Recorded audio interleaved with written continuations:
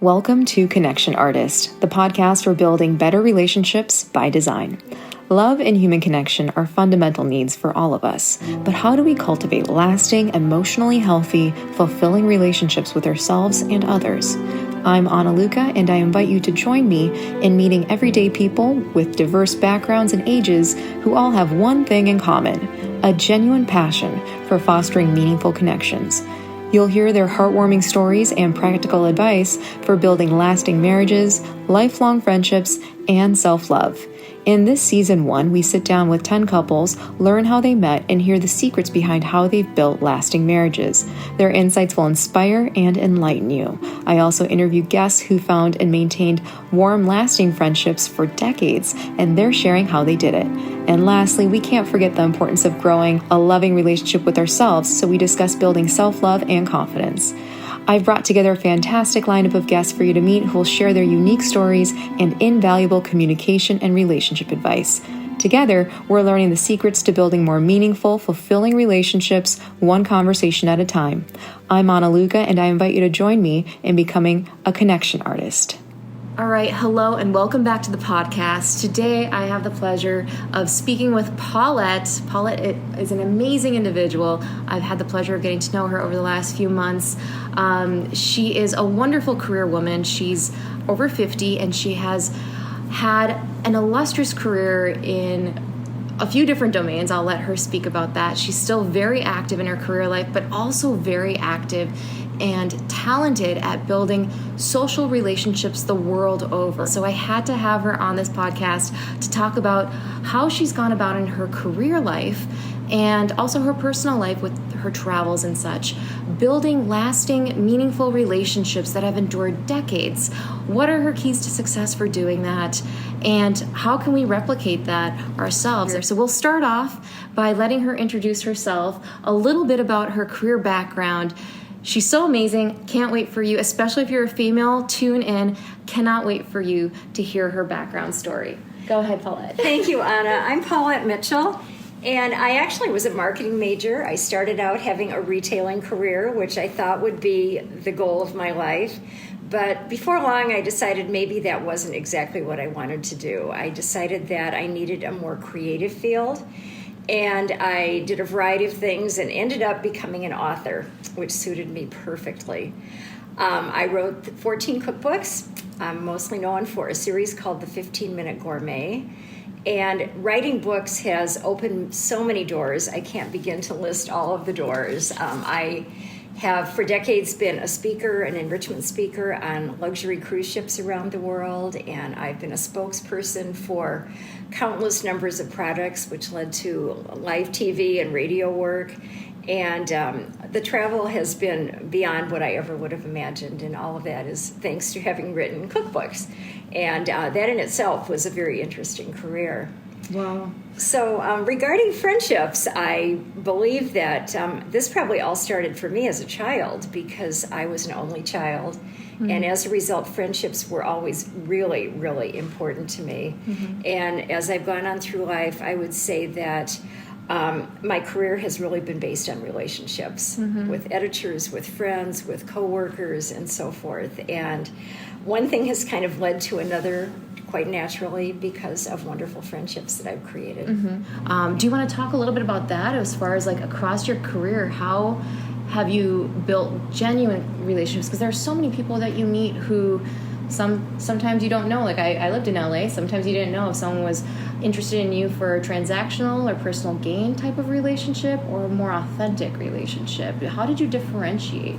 Well, there certainly are all sorts of relationships, and I do keep in touch with really thousands of people through email and through digital programs. Mm-hmm. However, early on, most of my relationships were formed face-to-face. Mm-hmm. For example, I attended culinary conferences, a group of people from around the world who would meet annually for a conference, and we would have networking sessions. And even if it wasn't called networking, we met one another, we met our competition, we met other authors, we met editors, we met magazine editors. And all of those face-to-face contacts quite often led to something that was valuable in mm-hmm. my career.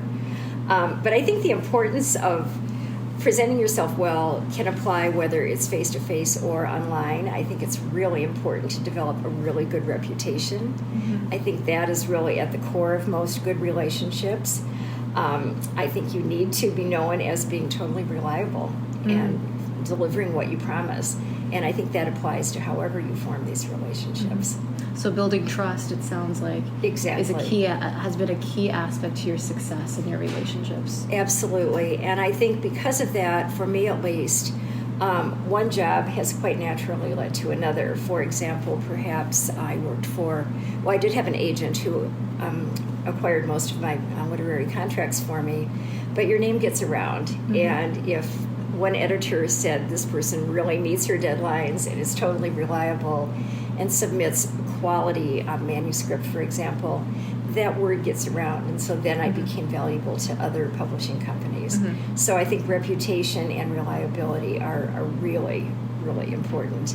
But as well, I think that relationships with our even competition can be very important. For example, on occasion I was offered the opportunity to write a book on a subject that I felt wasn't quite right for me, or perhaps to write a freelance article for a culinary magazine that wasn't really my area of expertise. And I became very generous at passing those offers on to actually competitors or other authors, because I felt that they were the perfect person, which not only served me well with the person who was seeking a writer, but also what you do comes back to you in surprising ways. And so I think being generous with coworkers or even competitors sometimes comes back to help you as well. So you looked at your competitors as almost like collaborators versus comparing yourself to them or competing with them, or people try to sabotage their competitors, but it sounds like you were careful in building a reputation of inclusivity and generosity, which probably served you with getting more referrals and helping maybe people relax too, and not having suspicions around, why is she being so nice to me, or why is she giving me this job? Leading with generosity, it sounds like it came back to you in so many higher ways. Absolutely. No, I think sincerity has to be behind it. It can't be because you're trying to sabotage someone or trying to play some sort of game. And I think it's pretty evident quickly if you're not doing that, and if you have all the right intentions. Were there any people that you met in your career that you thought were friends, or you thought were this person's on my team, that it turned out that they had different intentions? And did that ever really happen? Did you ever experience that? I've actually only had probably one bad experience in my career. Oh. Well, probably a few minor bad experiences. Yeah. But what I didn't mention in the intro is that I speak on cruise ships a lot, and I am one of a number of speakers. And in addition to speaking about culinary topics, I offer programs on travel photography, how to shoot better travel photos. And on one occasion, there was another photography person who was actually in my audience. He was a professional photographer, and he came to all of my programs and praised what I was doing. And later, he applied to be a speaker on a ship. It turned out we were both on the same cruise. I was speaking about the culinary aspects and cultural aspects of our destinations, and he was speaking about travel photography using my lectures. Wow. So that was the only time that things went south pretty quickly. Yeah. I went directly to the cruise director, and I actually had a written manuscript from one of my lectures, and I highlighted the points that he had made that were truly identical word for word, and pointed out what had happened. And to be honest, I just handled it with grace. I said I would appreciate if she spoke to him, and she did.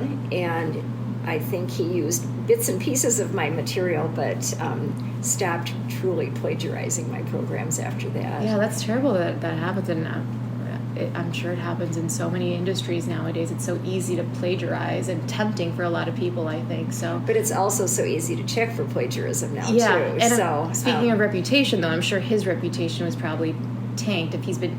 You might not be the only person that he's done that with. You know? He was never invited back, I'm sure. Yeah. So I mean, that is how it probably played out. But I didn't become aggressive about it. I just simply explained what had happened and pointed it out, and it served me well to have handled it very gracefully. Yeah, so of I course. think when things go wrong, that is another thing to keep even-tempered and just don't lose your cool. Just handle things very professionally, because that too comes back to you in very positive ways. So keeping that reputation in mind, even in times of unplanned circumstances or disappointments. And you mentioned really briefly, you have been keeping in touch for decades with people over email and other things like that. What is your approach to keeping your relationships warm? It's so easy with how busy our lives are, to forget to check in with people. Months go by, year goes by or longer, and suddenly you realize, wait, I've completely lost touch with this person. It's almost uncomfortable now reaching out after 2 years or 3 years of not talking to this person. How have you, do you consciously try to organize reach outs to people or connections? Do you organize your social life to that level, or do you just try to just be proactive whenever the thought comes to you, or an individual comes back to your mind, you're like, oh, I should reach out to that individual. How do you keep your connections warm? Well, I keep a database, and so I have the emails primarily for thousands of people, actually, because in the course of a year, there was a time I was on ships. After I stopped writing books, I was on ships 6 months a year, and so I met truly thousands of people who attended my programs. And surely you can't keep in touch with everyone, but those who I established a personal connection with have ended up in my database. Annually at Christmas time, I send an e-card to hundreds and hundreds of them with a little update about what I've been doing and a few pictures. And I received the same from many of them. People who travel love sharing their adventures, and so there's a lot of that.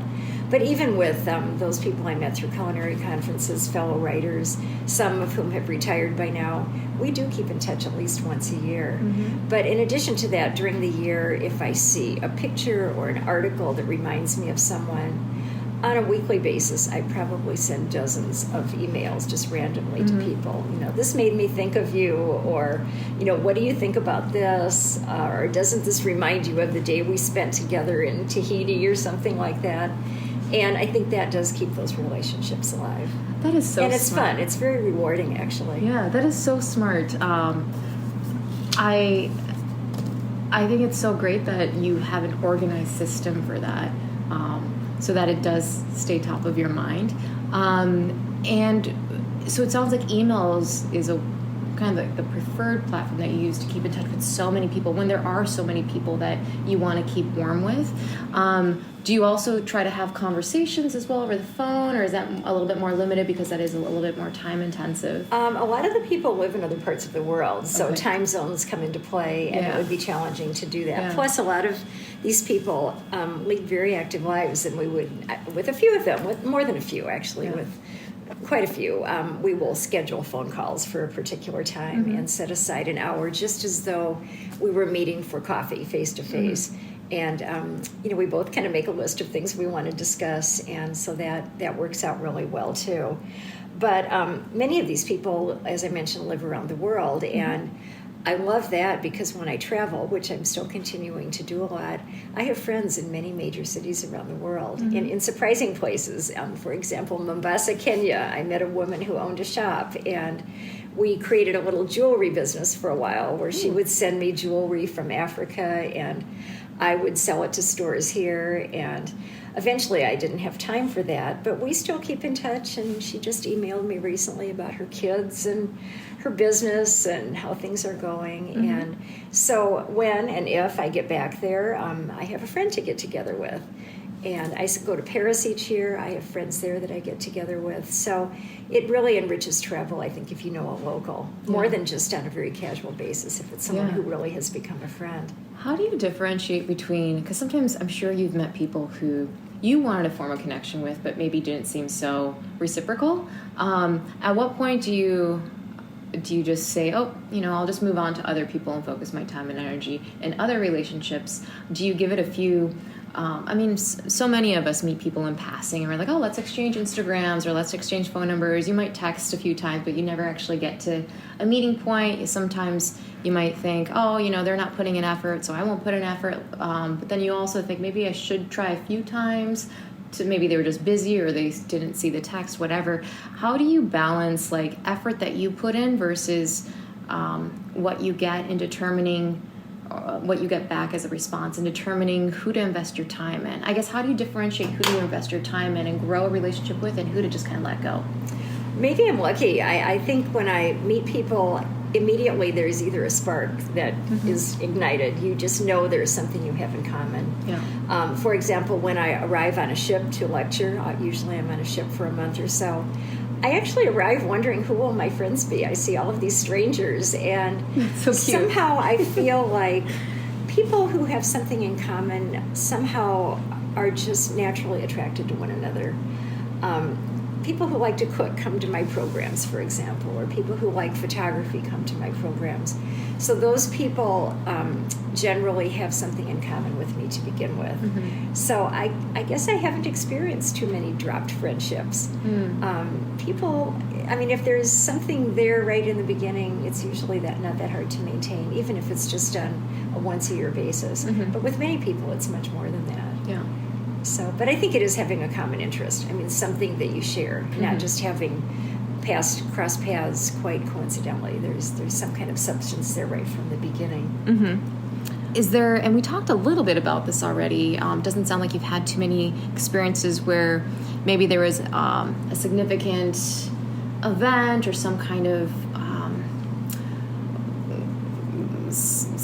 sour experience that happened with you and someone that maybe you worked with closely or trusted as a friend, and how do you repair that when that kind of encounter happens? Because sometimes there are people out there who are like, oh, one and done, you disappointed me, we won't talk again. And there are some people that give additional chances and they put effort into rebuilding the friendships.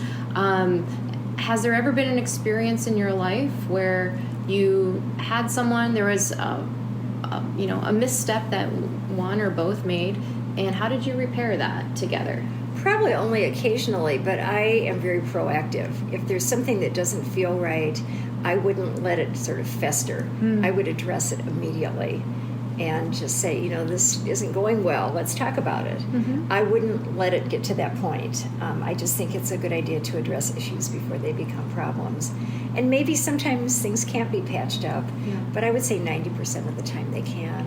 Especially if you approach it with kindness and with honesty, and you were very open about discussing what might have gone wrong. I've really lost very few friends in my lifetime. I mean, I think it is for really addressing issues if something comes up, like, why did you say that, or why did you do that? Mm-hmm. And because otherwise I think if you sit back and wonder or worry about something, you start to get rid of the friendship in your own mind before it even becomes a reality. So I think being proactive is really the key, both in business with friendships and with just social friends. Yeah. But I think generally, if you give someone respect, you'll receive respect in return, and maybe that applies to openness as well. If you're open with someone, they will then explain to you how they're feeling. Yeah, I think that's really key to probably any relationship.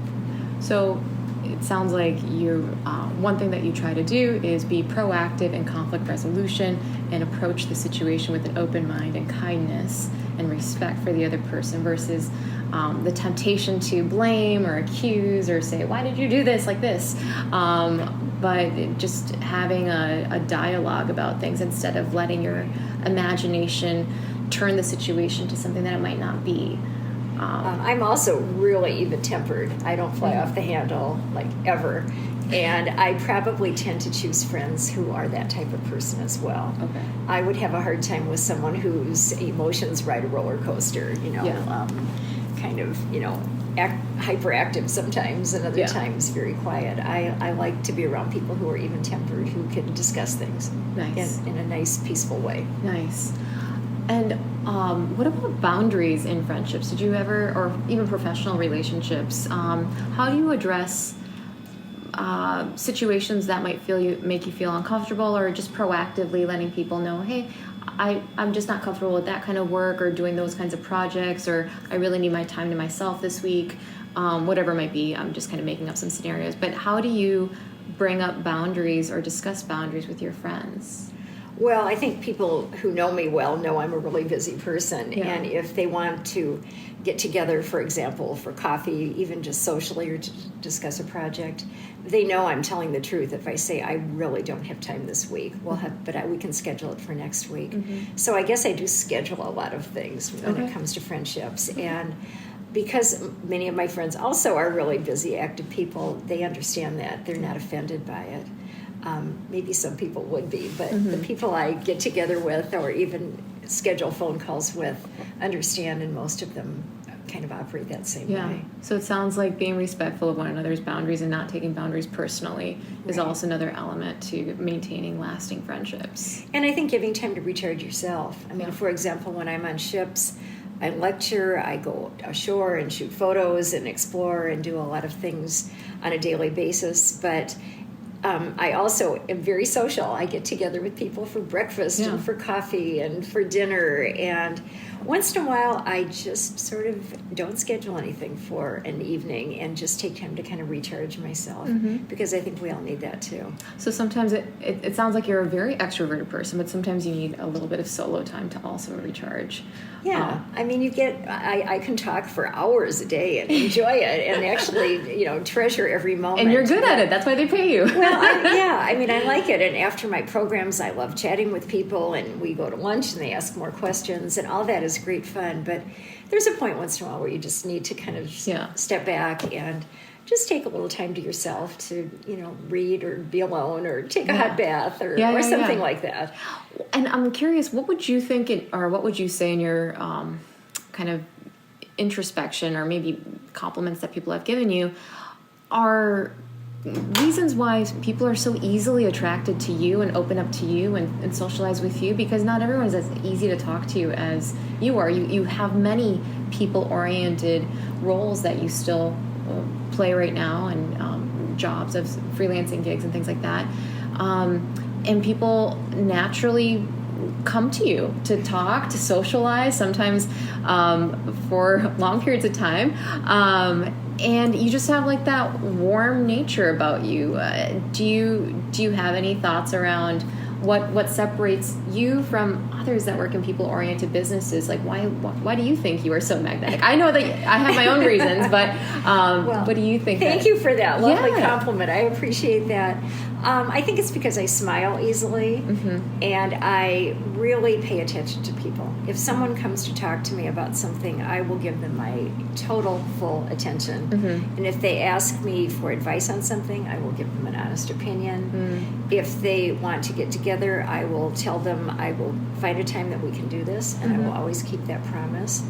I think it's just honesty and openness, and probably I show a genuine caring about people, and it really does come from the heart. Yeah. I mean, I work part-time in this apartment building as a concierge, and I've had many young friends who have come to me with advice on which dress to buy. They're showing me their online pictures, and I think even they trust that I will, really look at the alternatives and give them an honest opinion and tell them why. And I think if you approach people in friendships that way, I think it really does it emanates from your being. So showing care about the things that other people care about, it sounds like that's something that you try to consciously do.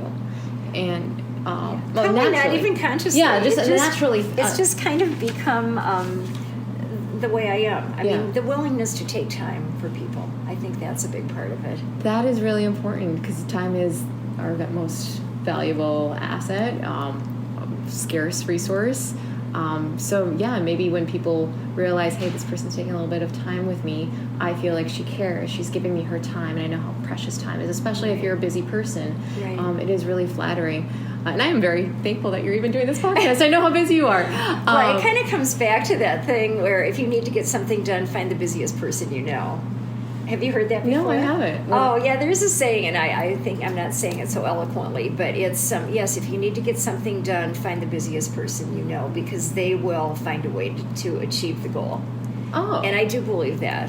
I think busy people just are willing to take on tasks, and they are reliable. They will get it done. Yeah. And I like being that person. Yeah. And I want to say, too, people listening to the podcast can't see this, but you are always smiling. I love that about you. Like, it's true. It brings us in. Like you are in a world that can sometimes have, and days that can have ups and downs, and we hear negative news. You're always a happy person, or a seemingly happy person. So it's so welcoming and so warm to be in your environment because you're smiling. Well, thank you for that. Yeah, I would say I am a genuinely happy person. I mean, bad things happen to everyone, and sadness happens to everyone, but I think happy people bounce back a little more quickly, and I don't know if it's a chemical thing or what, but I'm thankful to be that way because it makes life much more fun. And were you always an extrovert from, like, going back to childhood? The way that you made friends in childhood, is that the same? Were you as confident then as you are now in your adulthood making friends? Was this an evolution, or is it the way Paulette is now is also the way that Paulette was when she was a child making friends at school and things like that? Like, has there been a change at all, or have you just naturally always been like this? Well, as I mentioned, I was an only child, and so friendships were always important to me. Yeah. But looking back, I guess we're a product of our life experiences. Yeah. When I was very young, I became a ballet dancer. Ooh. And I was good from the beginning, as I was 5 or 6 when I started, and I was on stage performing, and I think getting positive feedback from people. I mean, a little 5-year-old in a tutu is pretty cute, and you're bound to get smiles and applause. But I think experiences like that sort of add up to a feeling of confidence. I was an ice skater. I was a violinist. I was in front of people a lot. And later I was a model. I mean, I think being in front of crowds of people became easy for me because of early positive experiences. So that acceptance that you got early on in childhood from large groups of people made you feel comfortable being around a lot of people later on in life. I think so. Yeah, I think so. But I also, I mean, as much as I still enjoy that, I like being on a stage and giving a lecture and knowing that I'm offering something of value. But it's the one-on-one that I really prefer. I love going to parties and talking to groups of people, but it's the one-on-one conversations that I really treasure. Interesting. This is so good. Anything else that you wanted to talk about today? Well, I was going to mention a book that I like. Yes. It's an old book. It's called The Tipping Point by Malcolm Gladwell. Ooh. And have you read it? I haven't. I've heard it's a good book, though. He's a wonderful author, and I have read all of his books, but this was the first one, and he categorizes people.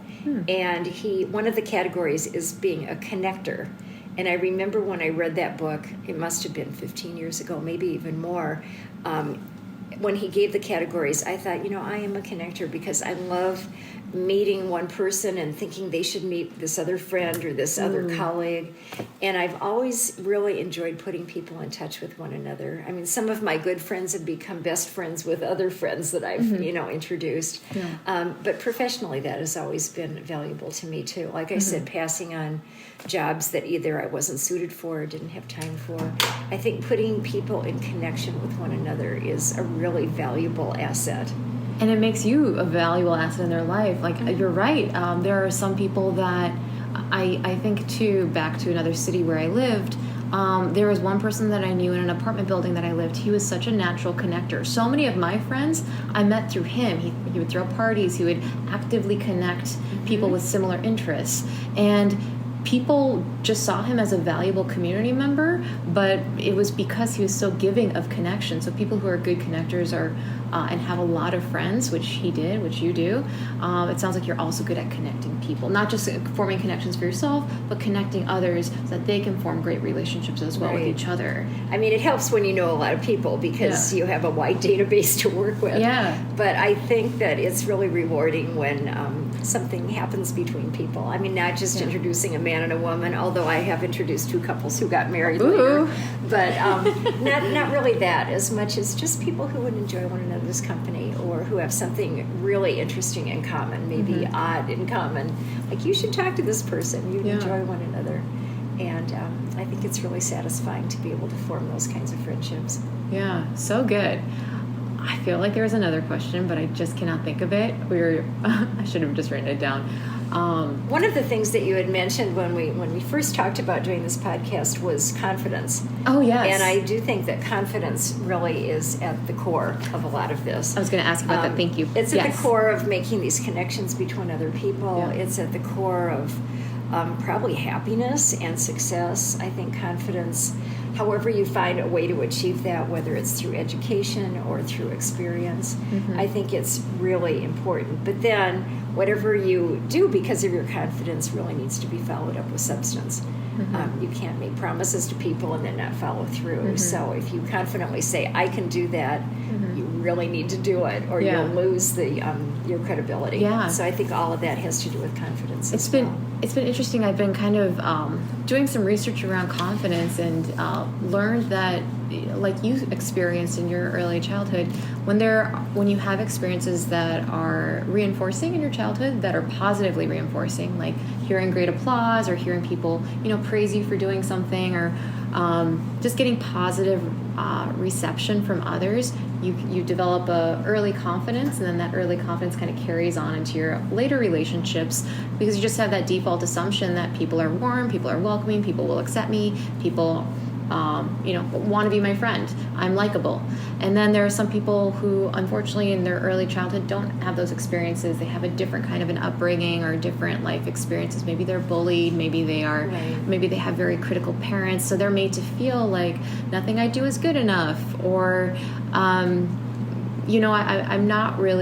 really have to work at getting people to like me, that kind of thing. What advice would you have for people who maybe had the latter experience, where maybe they didn't have the best, most nurturing environment early on in life, and maybe they came up on shaky ground with their confidence, and now as adults sometimes they have some social anxiety, or they're uncertain in social situations. Will they like me? What will they think of me? Maybe they're criticizing themselves in their mind before they've even opened their mouths. What would you say to people who would love to be more open like you, more confident in their connections? Anything that you advise? Well, it's unfortunate. I mean, that does take place among many childhoods. I guess the best way to overcome it is to become educated, to try a lot of different things, find something that really works. One of my strategies with jobs and virtually anything is, if plan A isn't working, pretty quickly I switch to plan B. I don't struggle with things for too long. If if an article I'm writing, just the direction I'm going isn't working, I just scrap it and start over and think, time to move on to plan B. And I actually mentioned that to my son many times during his childhood when he'd be struggling with something. And plan B got to be kind of a code word between us, because sometimes it's just not worth struggling with something. It's better to just move on.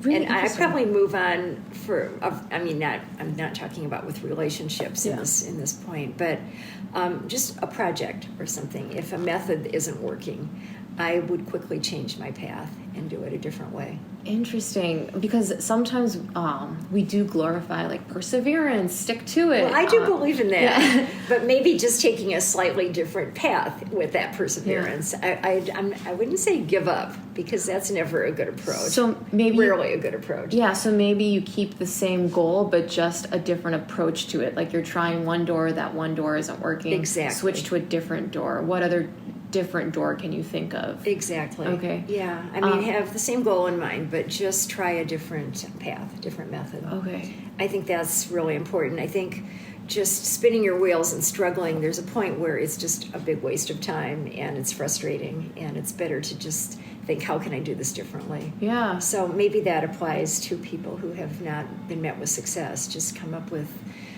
maybe, a different job or a different way to do something. Oh, yeah, that's a good point. Right. So it definitely applies to career. I mean, Yeah. if something isn't working, it's time to make a change. I mean, years pass quickly, and so you don't want to waste too much time doing something that's making you unhappy, making you frustrated, and probably won't lead to success. Yeah. Well, good stuff. Oh my gosh, we covered so much ground. We really did. This has been so informative. Thank you. Your experiences are so incredible. I can see how who you are today is just the consistent practice of refining relationships, refining connection, showing up as a genuine person, a person who can be relied on, trusted, time and again, and you just now naturally just magnetize people to you because you are the type of person that people would want to be friends with, who they would want to model themselves as well. So it's been really interesting. Well, thank you so much. That was one other thing I was going to say is I think a key, which is kind of wrapping all this up too, is to be the person you want to be a friend with. Yes. I mean, if you give generosity and honesty and compassion to other people because you treasure those in friends that you take on as your friends, I think then you also attract people who are similar to you in that way, and that ends up being a good foundation for a friendship, I think. Like attracts like, they say. Yeah, exactly. But those qualities that we look for, if we give them, I think they come back to us in sometimes surprising ways. That's a good reminder. Yeah. Thank you so much, Paulette. Such a pleasure talking to you. My pleasure. Okay. So they range from 18 to 101, your friends circle? So you're very inclusive. Well, I'm very inclusive. And one thing I didn't mention previously is I think among people we work with, it's really important not to just seek out peers or people at our same level of employment. I've become friends with people of all levels. I mean, for years I kept in touch with a stock person back in my retailing days. I mean, it's if I like somebody and I think they're an interesting friend for one reason or another, it makes no difference to me if we're not at the same socioeconomic level or even remotely the same age. Yeah. One of my dearest and most precious friends is 101. She's the mother of a New York friend. And this woman grew up in Paris, and when I was there, she introduced me to her mother, who at the time was 99. Wow. She's now 101. And when I go to Paris, which is annually, I always get together with her. She's still so sharp. She's really an inspiration. Wow. She'll ask questions like, what books have you read lately? What's your favorite movie this past year? She's just amazing. And she speaks English, but this last time she said, I just haven't been using my English much. Could we speak French instead? So I spoke French with her for over an hour, which made me exhausted.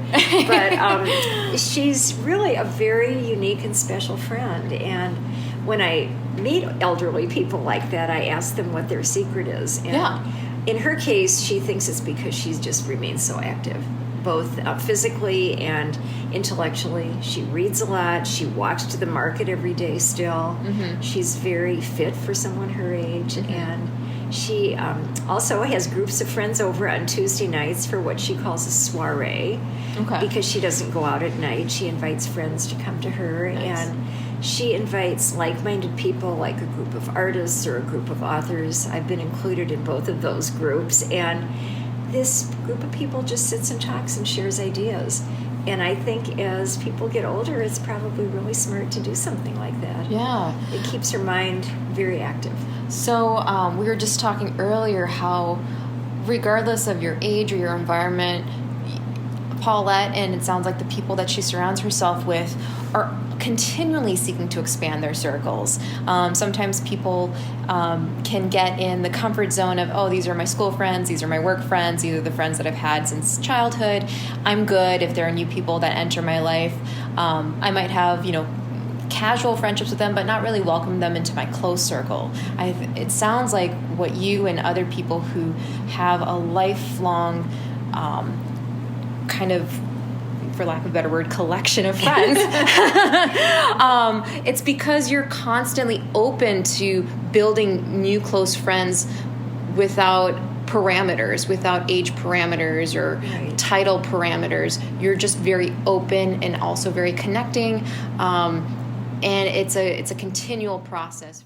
I'll just leave it at that. It's just very impressive. No, it is. You work at it still. These aren't people who are just acquaintances in my list of many friends, but quite honestly, not everyone can be your best friend. Yeah. I mean, not everyone is the person you would call and ask advice or you would share your secrets with. Yeah. That's a pretty closed group. Yeah. And there are friends that are tennis friends or maybe childhood friends who you share certain memories with. And often it's, that's what you discuss when you're together. I'm still in touch with my kindergarten boyfriend, for example. And when COVID began, he called me and said, take good care of yourself. I want to make sure you're okay. Aww. So there are those very sweet, dear friendships from, decades ago that remain important. But not everyone is the He's still friend. crushing on you. Well, he's married, and no. We just had a very sweet friendship, and always will. I think. That's so But cute. like I said, you can't have that close bond with everyone. But friends have certain aspects of your life that you have in common, and those are the things I think that bind you together. Interesting. So I'm curious, with someone that has such an expansive network, like you said, it's too much energy. If everyone was your close friend, that's not possible. You can't give that level of energy to. But how big would you say your close circle is? I would say probably 10 people who would be, the people that I would call if I were terribly ill and I wanted to, speak to them, probably 10. Okay. But then there's probably different levels of friendships beyond that. But surely not everyone you wouldn't have enough time to keep everyone at that level and tell them, the goings on in your life and what decisions you're making and where you're going next week and that sort of thing. Yeah. I think 10 sounds very reasonable. I think I've read that the average person has 5 friends, totally. And I can't even imagine. I wouldn't find that fulfilling enough because I like having people that are my experts in travel to Paris, for example. If I'm going there, that would be the person I would call to say, where have you been lately? Yeah. So it's kind of nice to have friends who are experts at various things, too. That's really cool. And I'm probably an expert for certain people. A lot of people will call me, they trust my advice, and because I make careful and I usually wise decisions. What doctor should I go to for eye surgery? And who's your dentist? And if I give people those names, usually they trust that I would give them wise advice. When you first meet people, how do you open up conversation, or how do your friendships usually begin? I mean, it's hard to say when you first, cross paths with someone, are they going to be a friend or not, or just a kind of a person in passing. Yeah. But do you do anything actively to stay connected with them? Like, how do you one, open conversation, and 2, keep that connection beyond that first conversation? I suppose the initial conversation is related to what we're doing, how we became friends. Like if they've attended a lecture I'm giving, say on photography, I'll say, where have you taken your favorite photos? Or how do you store your photos? Or what camera do you use? That sort of thing. If I meet people on a trip, I'll ask what they've done that day. I met a woman at a coffee shop in Paris, and we talked about where she was staying and the neighborhood she was staying in, and it offered me some ideas of new places to go visit. So that was interesting. What museums have you been to recently? So I guess there's always something like that. And then it usually enters, where are you from? Where did you grow up? A little more background information. But I think asking questions of someone is as important as answering their questions too. And I really do genuinely want to know the answers. It's nothing superficial. I'm curious. And having that curiosity about people is probably behind a lot of it. And do you normally exchange phone numbers to keep in touch, or emails, or how do you normally emails generally. I do have phone numbers for certain people, and we schedule a specific time to talk, as I said, but that does take more time. And sending off quick little emails is really fun. I love going to my computer in the morning to see who might have sent me a little message. Maybe just one line, but it's fun. So it's interesting. It sounds like your friendship circle really communicates or prefers to communicate over email versus texting. Would you say that's it does. fair? Probably mainly because it's international, and texting doesn't always work as well with different phone numbers and so that's forth. Fair. Or like you'd have to use different apps and things like that. So and there are times it's just too lengthy. To describe something to someone, a text is just not as good as an email. Or I might want to put on an attachment of a pair of shoes I saw that I think they might like, or something kind of frivolous that is just easier through email.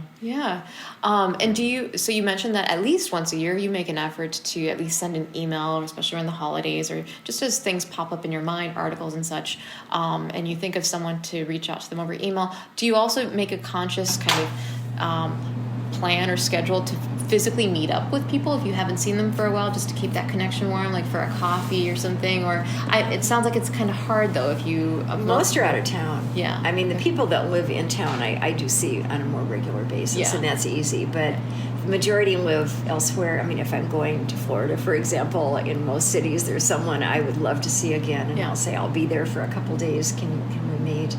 And I certainly do that when I travel to other cities. I have friends in Rome and Florence and Paris and Mombasa. I mean, places in London, places I get to periodically, and it's really a treasure to end up in the same place at the same time when it's somewhere else in the world. That is so impressive that it's fun that you're maintaining such a large international network. It's hard enough for people sometimes to just maintain friendships with people in their hometown, you know?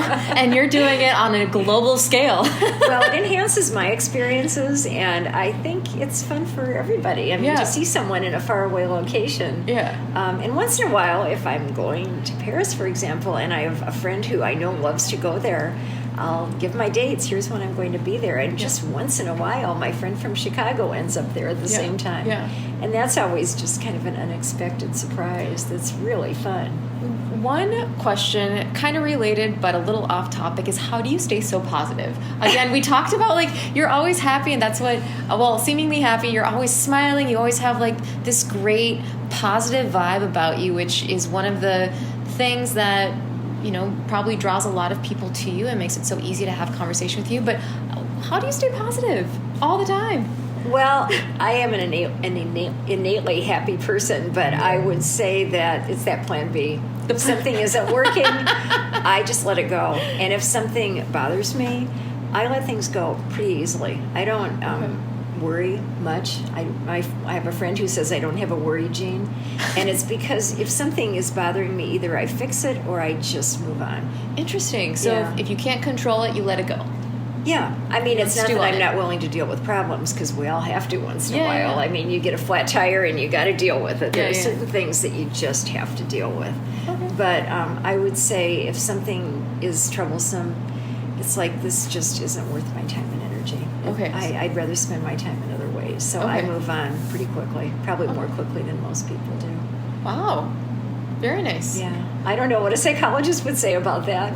No, I'm sure something that's about avoidance, I guess. But I mean, if something, like if a friend is ill, I'm certainly not going to say I don't want to deal with that. I would be there for someone, surely, through thick and thin. But and that is one other thing about friendships. I think you just, if something goes wrong for someone, you help them and you're there for them.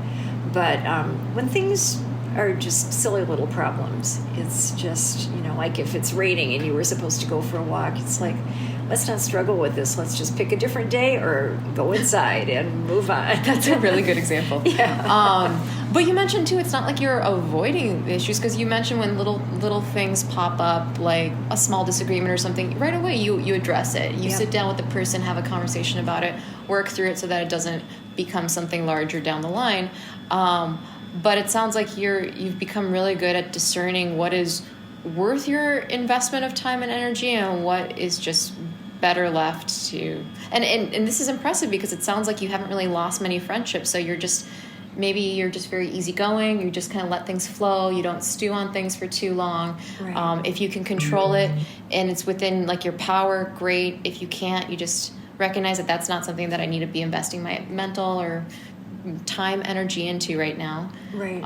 So that's really. I mean, I'll listen to people's problems and give them my advice, but you do not. You say? Oh, I do. You do. Absolutely. People will come to me a lot with things like that, but if I find that they're not really open to receiving advice, then I find that a little frustrating. Ooh. Okay. But I'll keep trying. But. But there's a point where you think this is not going to work. That's really interesting, because some people, I don't know if it's good or bad, but some people are, sometimes they just need a listening ear, and they're telling you about a problem they have because they just want someone to listen versus like help them solve it, which can be frustrating to someone who's a natural problem solver. They're like, I hear a problem, I want to solve it. Right. So have you noticed that about the friendships that you keep? Are they also people who are like you, who if they have a problem, you talk about it, you solve it together? Or do you keep many friendships around who are just people want to talk about their problems just to vent, just to let it out, and they don't really want someone to do anything about it? One friend in particular worries about everything. She's the one who says I don't have a worry gene. Of course, she noticed that. Yeah, she worries about everything and stews about everything and has a very difficult time making decisions. And she'll ask for my advice, and I'll give it to her very honestly. And then she calls back and says, I don't know if I can really do that. We've been friends for probably 30 years, so this is nothing new. Yeah. But I also know that when I give her advice, she's probably going to, dwell on all the options. Is this going to work out? Is it going to make me happy? Is this going to be the right thing? You just accept some of those things in your friends too, I guess. So I've been doing some research on psychology stuff. Regarding attachment theory and things, and people who are a little bit more anxious in their attachment style tend to be like that, have difficulty making decisions, worry a lot, be anxious about events that haven't yet unfolded. Yeah. So she might have a little bit of that to her. Oh, absolutely. Yeah. I mean, when my son was born, I hadn't exactly planned on being a parent, but I was married at the time, and we decided, well, we're just going to go with this. This will be a new adventure. And I just thought, I've never really studied parenting. I never babysat. I'd never been around kids much. How am I going to be at all this?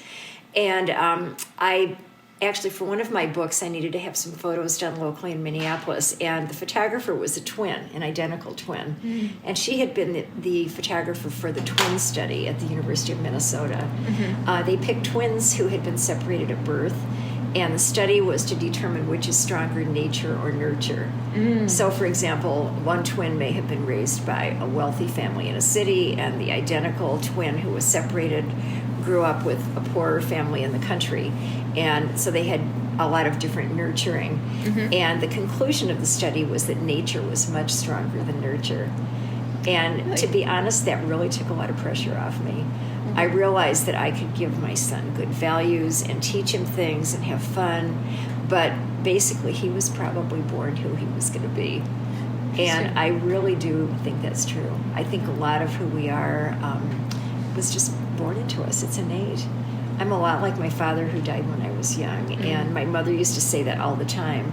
This is exactly how your father would think. And I think it was just some sort of genetic thing that got passed on. Did you get a chance to get to know, or do you remember your father much? Oh, yes, absolutely. Okay. Absolutely. But, for example, my mother was a big worrier, and it drove me crazy, and my dad wasn't. Okay. So I must have gotten his non-worry gene, and I'm thankful for that. Oh, man. Well, good stuff. Oh, my gosh. Yeah. We could go on forever. I know we could. Thank you again, Paulette, for all of your time. This has been such a joy and a pleasure. Thank you. As we wrap up another episode of Connection Artist, I want to express my gratitude to you for listening and exploring how we can all grow and better connect with one another. I created this podcast to support your relationship success and happiness. If you found value in this episode, here's how you can support me and help spread the word about this podcast. First, subscribe to this podcast and share it with 10 friends. If you share this education with 10 people and they share it with 10 people and so on, we can grow this movement of creating a more loving and caring world. If you'd like to show your support on a personal level, visit www.analuca.com. That's ANALUCA.